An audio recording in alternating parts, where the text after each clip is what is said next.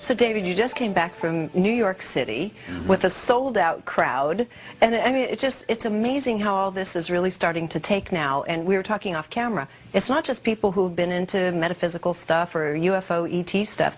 It's all kinds of people across the board. And you said there was even some hip-hop happening or surrounding your work. Yeah. I got told this a few years ago because I did an interview, just a live interview on a stage with someone at a music thing in Manchester in England, and it was a hip-hop thing. This is years ago now, really. And the man used to be, I think, was the manager of a group called Public Enemy, which seems a lot of people know of. And he was asked who he wanted to interview, and they got me up there, and he interviewed me on stage. And he said, you know, your stuff in New York in the hip-hop arena is really big. And I just went in one ear and out the other, really. I thought, well, that's nice, and got on with my life. And then when I went to New York this week, and I realized just how much it had grown. And it's very much relevant to your question, because this has come out of not, you know, the esoteric or the you know, what tends to happen with the whole conspiracy is that people come into it in different ways. So they start investigating UFOs, they get interested, they realize there's a block on that information. Why? What's going on? Then they step into the wider conspiracy. And in my case, I wanted to know why information that challenged the religious and scientific version of reality was not in the schools and the colleges all those years ago, and that got me into the bigger conspiracy. But what's happening now is that people are coming to this from the realization, not least from personal experience and the way the world's going, that the world is not run by forces they thought it was run by, and the world is not like they thought it was. Something's not right. And when you are coming from where a lot of the genuine rap singers are coming from, as opposed to the corporate the corporate ones, right? Like Jay-Z and all these people. Right. Oh, look how rich I am. I've got a big car and I've got something that shines. I'm successful. Isn't it funny how, you know, they've taken music from the street and transferred it into the music of corporate greed and materialistic claptrap as a symbol of success. I mean, it's just grotesque to me. But the genuine rap singers, they're talking about social justice, fairness, equality of opportunity. And what they're beginning to see, and many have seen for some time, is that this conspiracy I'm talking about is the very network that blocks all those things. It doesn't want any of those things. It wants the few to have it all and the rest to have the droppings from the plate. And they've now started to see, although, of course, from their own experience, they saw that was it. There's the few with all the money and there's the rest of us down here. Now they're starting to see why that is in terms of the structure that makes it happen, and also that it's done not by some natural process, but by systematic manipulation. And so this is a new stage in all this, because when people from that background start to move into this, you're talking vast numbers of people.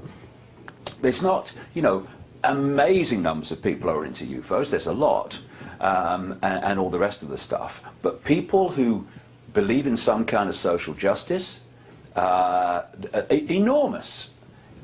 And when they start to see that this is where social injustice comes from systematically, then we can start to move very, very large numbers of people into challenging this system, because that's the next stage. That's the next stage, taking the game to the game players. Well, and Scott and I have known you for a few years now. We hook up with you here and there around the world, and one of the things I'm noticing, even when we were recently in England at your Brixton event, is even though you can't necessarily give the names per se to protect people's own identities, there are very high-profile people that are beginning to show up at these events from very quarters that you would not suspect to be there, whether it comes from various kind of royal lines, so to speak, right, or whether it comes from more like agency lines you're having, and former, not bloodline, but what am I, elite lines and such. You're having all these people show up as well, not just the people in the street, which is, that's where I think the support obviously is going to end up coming from, but even beyond that, surprising. Yeah, one of the ones I did in Brixton this year, the first one, we had to do a second one because the interest in the first one was so massive. A friend of mine, Mike Lambert, who works in the kind of scientific health area, he'd been to an event at the Royal Society, this like bastion of global scientific yes. orthodoxy. Yes.